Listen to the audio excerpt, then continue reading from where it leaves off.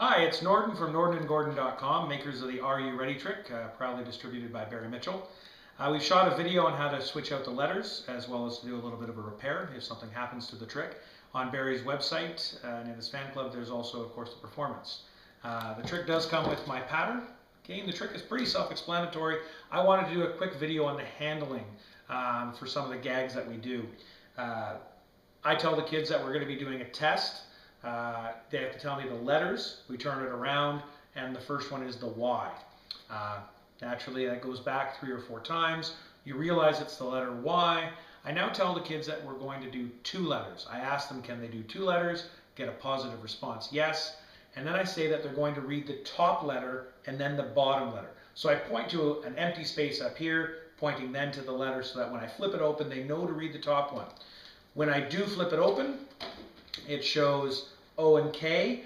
I don't look at them, obviously, but I point saying, okay, what are these 2 letters? I say the words okay, so kind of lets them think that that's what they're supposed to say. Okay, what are these 2 letters? And I point up here first. So they say O and K. I've had a few people say, oh, they say KO. Not if you tell them to start. We're going to do 2 letters. You read the top letter, then the bottom letter. Okay.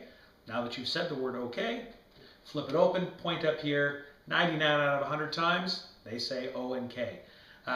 When you flip that one down onto the back, I bring up the next one, which is the P and the U. The jokes of how you smell and what something might stink. Flip it all the way back down again. Now, and I'll stand up just a little bit for this, we're going to do 4 letters. I asked the kids if they can do 4 letters. I explained that there's going to be a color other than black. When they see a color other than black, they have to say the name of the color. And then I tell them we'll do this one together. So if I'm looking at the kids, I point up here. I flip up the top one. I see an I. We then say it together, see a blue J. So I see a blue J. Now the letters do flip open on their own. You can bring it down to here, keeping your thumb there, and then give it a little bit of a push to reveal the last letter. Whatever speed that you want to go, if you lean it back a little bit, you can control it just by leaning the trick forward and having it pop open. So I think everyone will find out kind of their speed that they like to do it. When I go to the next one, I bring this one all the way up. I hold the letters up here when before I was flipping them over. The reason for that is the U from the P and the U is now at the top. I'd be looking at it, an upside down U. We do the Are You Ready version. Are you ready? And they say, yay. When I go to close it, I flip that up. The P is there. The U is here. So this is kind of, if you want to continue, and this is the only reason I do this trick, it's a great warm-up, but it's the letter P. So now when I have that, I take the trick, I tell I made that trick, I love it so much, and I throw it on the ground. I put it onto my Barry Mitchell footprints, stand still spots by Tim Sonnefeld. Whatever you use in order to mark where the children are going to stand, I throw that on top with the letter P standing up, well, facing up.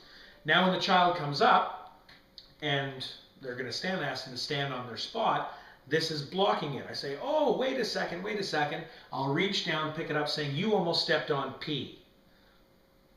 Great gag, they laugh. If you just point down there saying, look out for the P, the rest of the audience won't remember it or see it because it's on the floor.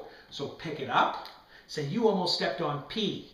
Otherwise, it might sound like there's really P. This, by pointing at it, then explaining that there's P, I then take it and toss it off to the side. Later on, now when I go, I might step on the P. I can say that because I've conditioned them to know we're just talking about the letter, and it's the funny double entendre. I shove it around on the ground. Kids might come and step on it. That's how I use the P gag. It's a running gag throughout the show. These are very durable. Even if they stand on it, they're laminated. They might end up stepping on the coil. I've used one for 2 years and I haven't had an issue. You can always just recoil them. They're very sturdy for that. The reason on the handling, so once we go back to the letter Y, if you don't want to do the P gag, so if that's something that might not fit your character and you just want to use this as an MC bit or a warm-up, it's pretty much the same. In this situation, you would go Y, then you would do O and K. Just keep every single one as you flip up, keep them facing up. You would do the I, see a blue jay. You would flip that one up. Are you ready? You would flip it up, flip it down, reset. That's it. Back in your case, it's always on the Y. So one more time, the only thing different when you want to do the P gag is you flip over the Y. When you do the, you're going to show the Y, then you're going to do the O and the K. Flip it over so there's nothing up top. You're going to do the P and the U. You flip it over so there's nothing at top. When you bring the U up, now you're going to hold it up here. The rest of the letters, when you fold them back up, you keep them held. This is the U. So you need to be able to see the U on the back. When you finish that, the U's there. You fold the rest. Then the U is there. I don't even normally show the P. They'll see the U. Then when I go to throw it, I throw it this way, so the P is a bit of a surprise. If you fold it the other way, they see the P. Might let someone in on a bit of the joke. But that's how you fold it. That's kind of how the handling works. Please send me any kind of questions or comments you might have. I hope you really enjoy the trick, and thanks so much.